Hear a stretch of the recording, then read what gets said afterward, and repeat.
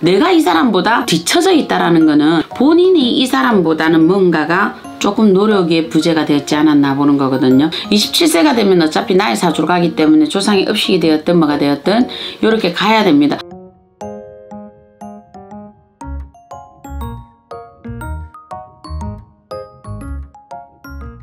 네, 작두신당의 정정은입니다.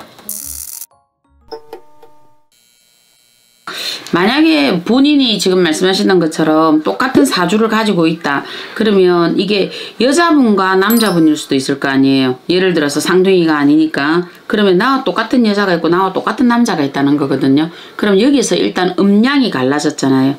음양이 갈라졌기 때문에 사주에 일단 그력이 다릅니다. 하나는 청자 도자기가 될 수 있고 하나는 뚝배기가 될 수 있는 거거든요. 요거는 사주의 껍데기만 똑같을 뿐이고 또 한 사람은 만약에 이시고 한 사람은 박씨가 될 수 있잖아요. 그러면 이시 집의 조상에 어떤 업이 있을 것이고요. 또 박씨 집에 대한 어떤 조상의 업이 복이 또 있을 거 아니에요. 그죠? 이게 그러면 그 업과 복이 나뉘어지게 되는 거거든요. 이렇게 되기 때문에 이 사람의 사주들이 똑같다 해서 그 사람의 인생이 똑같다라고 보시면 안 돼요. 단지 성격의 성향은 저는 그래 보거든요. 성격의 성향은 조금 비슷할 수는 있습니다. 아, 요 사람이나 나나 이런 부분은 조금 비슷해 이래 내려오거든요. 그게 사주의 기둥, 사주팔자 8개 기둥에서 비슷하게 보였기 때문에 그런데 문제는 이 사람이 음과 양이다. 아니면 똑같은 여자를 한다 하더라도 똑같은 음에 똑같은 여자의 이 사주를 가져도 집안의 이 부분이 다를 거거든요. 그래서 이게 선이냐 업이냐 이걸 가졌는가에 따라서 본인이 가시는 게 굉장히 이거는 갈라져 있는 부분으로 나오잖아요. 그리고 또 요 사람들이 상둥이이기는 한데 요 사람들이 상둥이로 각자 떨어져 있어서 어느 날 A라는 아버지가 키웠고 이 사람은 B라는 아버지가 키웠어. 근데 둘이가 나중에 보니까 비슷한 시기에 결혼하고 비슷한 시기에 어떤 유형의 여자를 만나고 비슷한 사람을 만났다. 요거는 뭐냐면 하나의 불령체가 둘이로 쪼개진 거죠.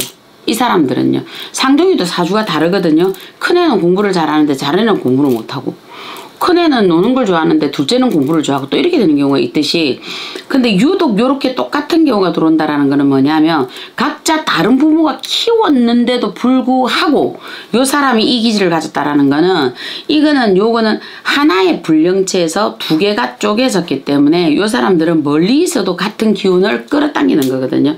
요 말은 뭐냐면 우리가 옛날에 그런 얘기 있었죠.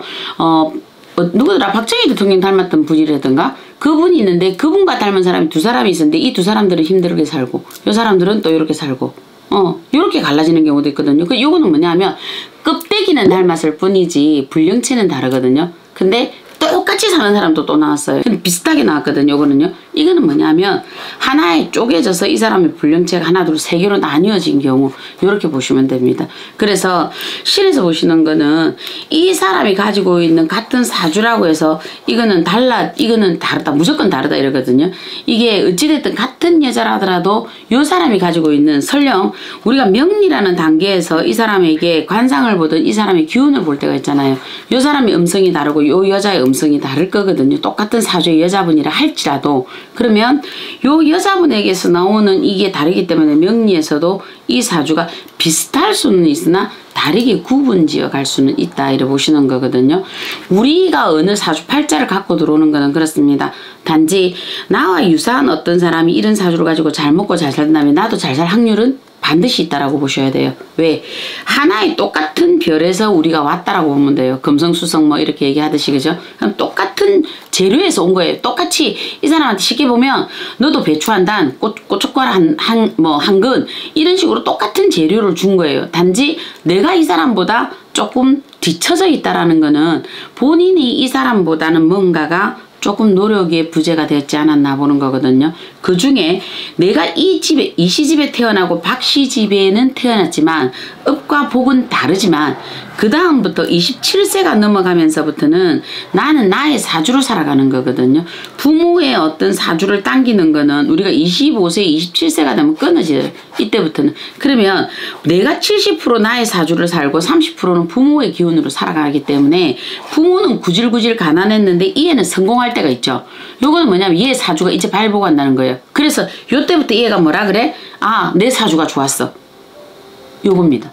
그래서 부모 밑에 있을 때는 이런 기운을 갖고 들어오는 거거든요. 그래서 본인들이 보셔서 똑같은 사주라고 해서 저 사람은 잘 살고 나는 못 살고 기운 빠지지 말고 못 산 데서 기운 빠지지 말고 27세가 되면 어차피 나의 사주로 가기 때문에 조상이 업식이 되었든 뭐가 되었든 이렇게 가야 됩니다. 정확한 분리는 오셔서 설명을 들으셔야 되는 게 맞고요. 그냥 그 껍데기로 잠깐 설명하자면 이렇게 돼 있거든요. 그래서 요 사람들이 똑같은 인생을 살아가지 못하고 다른 인생을 살아가는데 나중에 보면 이 사람이 요때 돼서 나는 20대에 힘들었어. 근데 이 사람은 또 나중에 들어보면 나는 30대에 힘들었어. 이럴 때가 있어요. 이게. 근데 요 고초는 10년, 15년 상간으로 거의 비슷하게 또 들어옵니다. 요게 조상은 달라도 제가 그랬죠. 같은 재료를 부여받았다고. 그렇기 때문에 조건은 이렇게 달라질 수 있다. 이래 보시면 될 것 같습니다. 네. 작두신당의 정정언이었습니다.